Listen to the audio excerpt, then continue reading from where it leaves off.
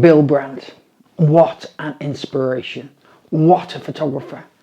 Bill Brandt started everything for me. It started my interest in photography. I was 16 years old, I was at art college, I was obsessed with photography, and then one day I wandered into the library and picked up a Bill Brandt portraits collection.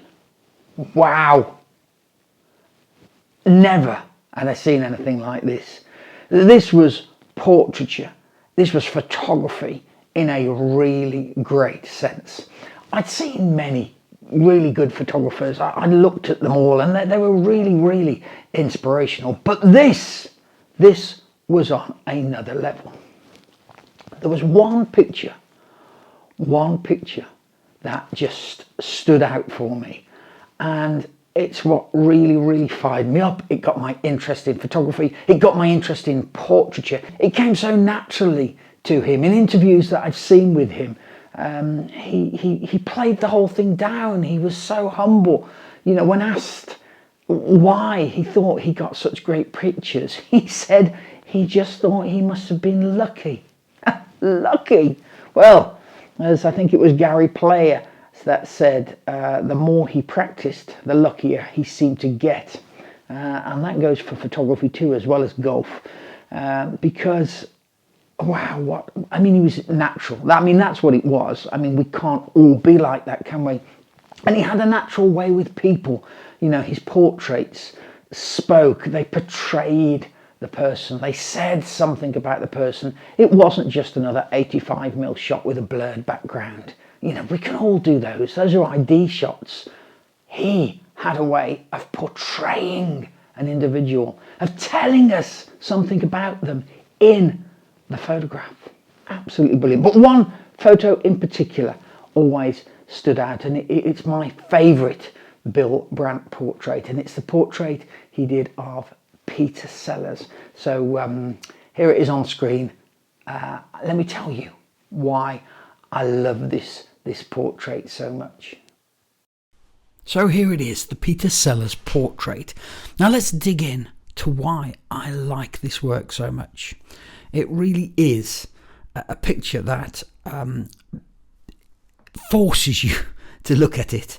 There's so much going on. I love the fact that he's put so much in to one image here. So first of all, this was shot, I believe, on the set of one of the Clouseau movies. And that plaster on the head, I take it, was part of the set. It's not actually, I don't think, part of the photograph. He hasn't placed that there for the photograph, but he's playing Clouseau. So first of all, he's got the newspaper there, look, right in front of him. Is that to hide something? You know, it makes you wonder what's behind there. What is he wearing? But let's dive in at the things that really intrigue me. First of all, the offset composition.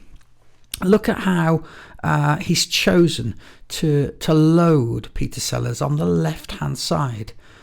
He's not in the middle as you would expect there, particularly as it's such a symmetrical image, isn't it? You've got the newspaper, which is symmetrical, and the head in the middle of the newspaper, the two hands, and yet he's chosen to put Sellers over to the left, which kind of rocks you as a viewer a little bit. You're already thinking, oh, there's something quite intriguing here. There's something, am I missing something? What's going on? Why is it there? And the upright frame look. He's chosen.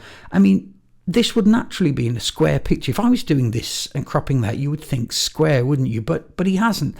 What he's done is he's used almost the shape of that newspaper, that broadsheet newspaper page look, and he's kind of used it in the cropping. I think cropping is the forgotten art nowadays in photography. Maybe my newspaper background makes me think about cropping pictures because we had to fit them into pre determined shapes and sizes in the newspaper world. The copy was placed on the page and it left a certain space, and that's the shape that picture had to be. And so as a picture editor, you had to crop the picture to make best use of the picture in that space. But it is a forgotten art, I think. Sometimes you can take a picture and recrop it, even from vertical to horizontal, or vice versa, or to square, and change the way the picture feels completely. And next up, I'd like to look at the expression that he's asked of Sellers. Now, Peter Sellers, for anybody that doesn't know, and I'm sure everybody does know, but he's one of Britain's greatest comedy actors, and absolutely fantastic. In the role that he was playing here was the Pink Panther films, where he was playing Inspector Clouseau, and he's known for being funny. You would expect a smiling picture, a funny picture, but look at the deadpan look, and look at the stare that he's giving the viewer. Now, is this a Clouseau stare, or is it a Peter Sellers stare? Is he still in character, or is this what Bill Brandt wants us to see? It's a serious newspaper. It's a broadsheet newspaper, and it's Sellers staring intently at the viewer, making you feel uncomfortable. And that's really, really interesting, because this is not a portrait of Inspector Clouseau. This is a portrait of Peter Sellers. So that's interesting that he's gone that way, isn't it? Really interesting he's gone that way. Now let's look at the lighting, and it's hard lighting. It's up there, sort of coming down from the top left, and he could really, really easily have kept this dark on this side of the face, and we could just be lighting the left-hand side of the face. But he's allowed us to see a little of that other eye, a little of that top cheek. He's allowed that highlight to spill on there, and that changes how we look at Sellers' face on this. And the fact that he's chosen such hard lighting, almost overexposing on that left side, almost but not quite. Maybe a little bit on the top left-hand side of the newspaper is overexposed, but it's really hard lighting, and that gives us a heavy black and white look, a contrasty look. Is that to replicate the black and white? He's holding a newspaper synonymous for being black or white, and it's news. It's either black or white. It's really interesting, because in the background we have greys, and look at the way he's used dark greys in the background. I mean, that background would have been light, wouldn't it? And there's a lot of burning in gone on there. He's really, really taken that down low. He wants the light only to be on Sellers' face. He wants the viewer to look only at Sellers' face, and only at that expression that he's locking onto the viewer. Now, for a few seconds, let's take a look at that background. And that's interesting in itself, isn't it? Because it's silhouetted. He's chosen not to put any detail in the background whatsoever. He's chosen to give us black trees, black bushes, black greenery on the left, and also to heavily burn in the detail on the bottom right. Look, it's black. It all goes to black. And there's a black line almost running around the whole of the picture, almost a frame within a frame, done with intensity of shadow. And the greys he's chosen for that sky. Look, that sky, I am sure, wouldn't have been that dark. There's some extensive burning work done in the dark room there to get that sky down to that grey, that sort of real mid grey, and that really, really throws the whites of the newspaper and the whites of the face forward. And you don't see those dark greys in pictures. We seem nowadays to be absolutely intent with modern flash guns to overlight everything with LED lights. We can overlight, we can pour light everywhere. We've got HDR, high dynamic range cameras which lift the shadows. But hey, Bill Brandt is saying shadows are good. We like shadows. Shadows are what make the difference between light and dark, and let's use them. Let's not try to get as much detail out of the shadows as we can. Let's let them go black. Let's let them become part of the picture. And then, of course, you've got his hair. Now, his hair is like very dark looking. He's let it go black on one side, black around his face, and that line of black. And can you see what we've got here? We've got these silhouettes of the trees and the bushes running across, and actually the hairline runs into that. It all becomes one. He becomes part of that horizon, part of those trees, part of that background. It's really, really clever. And so finally on to the one thing that intrigues me more about this picture than anything else that we've spoken about so far. And for that, I want you to look at the hands. Look at the hands on the newspaper there. The newspaper look, which has got lots of tones. It's got dark areas, it's got grey areas. You can see the folds in the paper. It's got highlights. It looks like dappled light. It looks like it's in a shaft of sunlight. And the light, as we know, look, is coming very heavily from a constant light source, down from the left onto the face. Top left-hand side of the newspaper is highlighted. That's where the light's coming from. And yet, look at the hands. The hand on the left is in shadow. The hand on the right is in the light.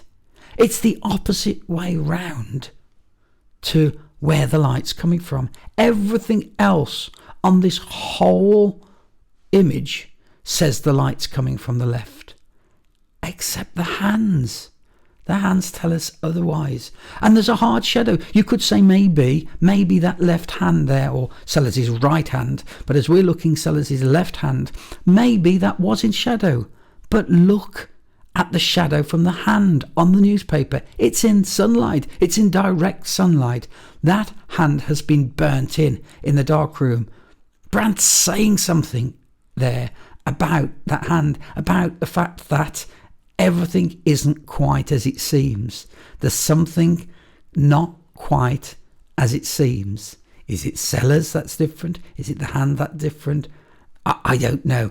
It's just another really, really interesting play with the viewer and what the viewer is actually seeing. I just think this is a lovely portrait. It says so much. What's Sellers doing? Is he about to burst into laughter?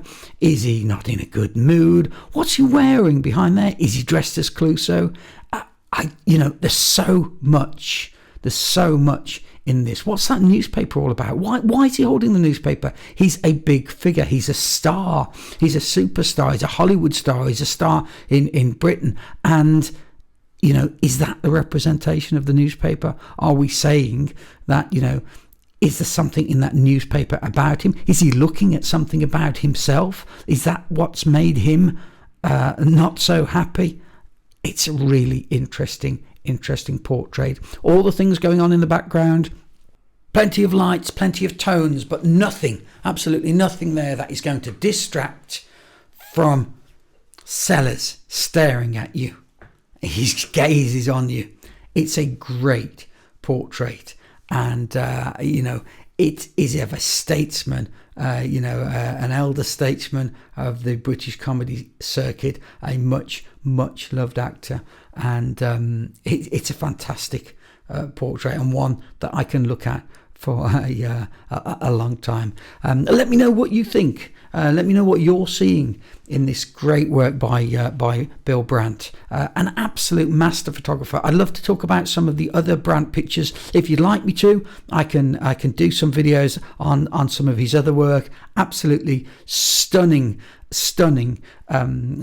portfolio of work that Bill Brandt left us with. So if you'd like to know a little bit more about portraiture and what I think makes a good portrait photographer, then it would be a great idea. I've done a video on it to check out this video here.